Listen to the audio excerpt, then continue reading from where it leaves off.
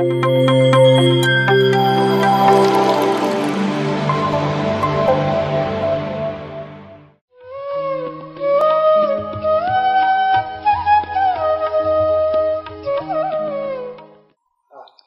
ಹೆಸರು ನಾಗರಾಜಯ್ಯರ್ ಅಂತ. ನಾನು PWನಲ್ಲಿ ಇಂಜಿನಿಯರ್ ಆಗಿದ್ದೆ. ನಮ್ಮ ಊರು ಕೋಲಾರ. ನಾವಿರೋದು ಕೋಲಾರ ಎಕ್ಸ್ಟೆನ್ಷನಲ್ಲಿ, ನ್ಯೂ ಎಕ್ಸ್ಟೆನ್ಷನಲ್ಲಿದ್ದೀವಿ. ನಾವು 2003ರಲ್ಲಿ ರಿಟೈರ್ಡ್ ಆದೆ. ಅದುವರೆಗೂ PW ಇದ್ದಿದ್ದರಿಂದ ಸ್ವಲ್ಪ ಬ್ಯಾಡ್ ಹ್ಯಾಬಿಟ್ಸ್ ಅದರಲ್ಲಿ ಜಾಸ್ತಿ ಇತ್ತು. ಅಂದರೆ ಸಿಗರೇಟು ಸೇದೋದು ಇಂಥದ್ದೆಲ್ಲ ಇತ್ತು. ಇದೆಲ್ಲ ಧ್ಯಾನಕ್ಕೆ ಬಂದ 2017ರಲ್ಲಿ ಧ್ಯಾನಕ್ಕೆ ಬಂದ ಮೇಲೆ ಎಲ್ಲ ಒಂದೊಂದೇ ಕಳ್ಚೋಯ್ತು, ಅಂದರೆ ಬಿಟ್ಟೋಯ್ತು. ಬಿಟ್ಟೋದ್ಮೇಲೆ ನಾನು 2017ರಲ್ಲಿ ಅದಕ್ಕೆ ಮೊದಲು 1996ರಲ್ಲಿ ಸಿದ್ಧಿ ಸಮಾಜ ಯೋಗ ಅಂತ ಆ ಯೋಗವನ್ನು ಮಾಡ್ತಾಯಿದ್ದೆ. ಅಲ್ಲಿ ಮೆಡಿಟೇಷನ್ 5 ನಿಮಿಷ 10 ನಿಮಿಷ ಮಾಡಿಸ್ತಾಯಿದ್ರು ಅಷ್ಟೇ. ಇನ್ನೆಲ್ಲ ತರಕಾರಿ ಅದು ಅಭ್ಯಾಸಗಳು ಜಾಸ್ತಿ ಆಯಿತು ಸಿದ್ಧಿ ಸಮಾಜ ಯೋಗ. ಅದರಲ್ಲಿ ಒಂದು 6 ತಿಂಗಳು ಮಾಡಿದೆ, ಆಮೇಲೆ ಬಿಟ್ಬಿಟ್ಟೆ. ಯಾಕಂದರೆ ಬ್ಯಾಡ್ ಹ್ಯಾಬಿಟ್ಸ್ ಬಿಡೋದಕ್ಕೋಸ್ಕರ ಸಿದ್ಧಿ ಸಮಾಜಕ್ಕೆ ಹೋಗಿದ್ದು. ಅದಾಗಲಿಲ್ಲ, ಯಾಕಂದರೆ ಮೈಂಡ್ ಇಂಪಾರ್ಟೆಂಟ್, ಮೈಂಡೇ ಕೆಲಸ ಮಾಡಬೇಕು. ಮೈಂಡ್ ಆ ಕಡೆ ಕೆಲಸ ಮಾಡ್ತಾಯಿರಲಿಲ್ಲ. ಆ ಥರ ಆಗಿಬಿಟ್ಟು ಮತ್ತೆ ಸಹಜಯೋಗಕ್ಕೆ ಬಂದೆ. 2017ರಲ್ಲಿ ಸಹಜಯೋಗ ನೋಡಿಕೊಂಡೆ, ಡಿಸೆಂಬರ್ನಲ್ಲಿ.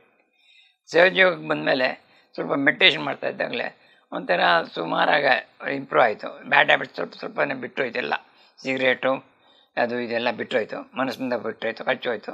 ಆಮೇಲೆ ಇನ್ನೂ ಸ್ವಲ್ಪ ಧ್ಯಾನ ಸಿಗಲಿಲ್ಲ ಅಂತ 2020ರಲ್ಲಿ ಇದೇ ಥರ ಮೊಬೈಲ್ ನೋಡ್ತಾಯಿದ್ದೆ. ಮೊಬೈಲ್ನಲ್ಲಿ ನೋಡ್ತಾ ಇದ್ದಾಗ, ಯೂಟ್ಯೂಬ್ನಲ್ಲಿ ನೋಡ್ತಾ ಇದ್ದಾಗ ಭಾಗ್ಯಮ್ಮನವ್ರ ಅಡ್ರೆಸ್ಸು ನನಗೆ ಪಿರಮಿಡ್ ಬೇಕಾಗಿ ಬಂತು.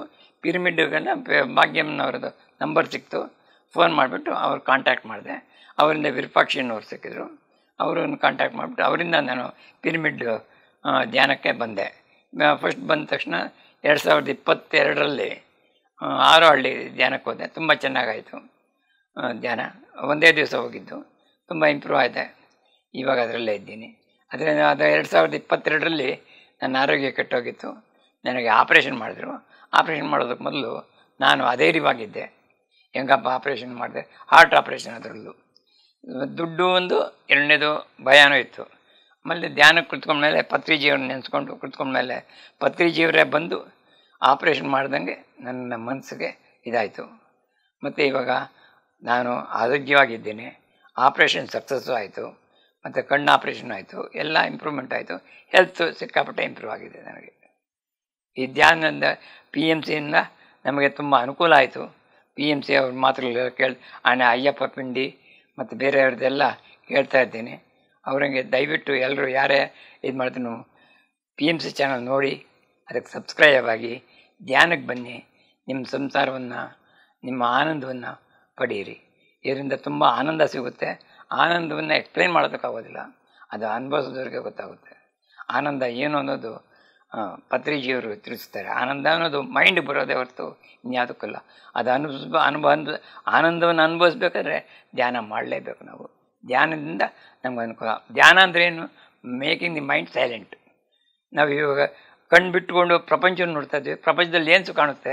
ಬರೀ ದುಃಖ ಬಿಟ್ಟು ಇನ್ನೇನು ಕಾಣೋದಿಲ್ಲ. ಆನಂದವಾಗಿರ್ಬೇಕಂದ್ರೆ ನಮ್ಮ ಒಳಗೆ ನಾನು ಯಾರು, ನಾನು ಯಾತಕ್ಕೆ ಬಂದೆ, ಎಲ್ಲಿಂದ ಬಂದೆ ಅನ್ನೋದು ಒಂದು ವಿಚಾರ ಮಾಡಿದಾಗ ನಮಗೆ ರಮಣ ಮಹರ್ಷಿ ಇದ್ದಂಗೆ ನಮ್ಗೆ ಒಂದು ಆನಂದ ಸಿಗುತ್ತೆ. ಅದರಿಂದ ನಮ್ಮ ಸಂಸ್ಕಾರವನ್ನು ನಾವು ಬಲವಾಗಿ ಜನ್ಮಗಳ ರಹಸ್ಯವನ್ನು ಕೂಡ ತಿಳ್ಕೊಳ್ಬೋದು ಅಂತ ಇಷ್ಟು ಮಾತ್ರ ಹೇಳ್ಬಿಡ್ತೀನಿ. PMC ಕನ್ನಡ ಚಾನೆಲ್ ಅನ್ನು ಲೈಕ್ ಮಾಡಿ, ಶೇರ್ ಮಾಡಿ, ಸಬ್ಸ್ಕ್ರೈಬ್ ಮಾಡಿ ಮತ್ತು ಮಾಡಿಸಿ. ಎಲ್ಲರಿಗೂ ಧನ್ಯವಾದಗಳು.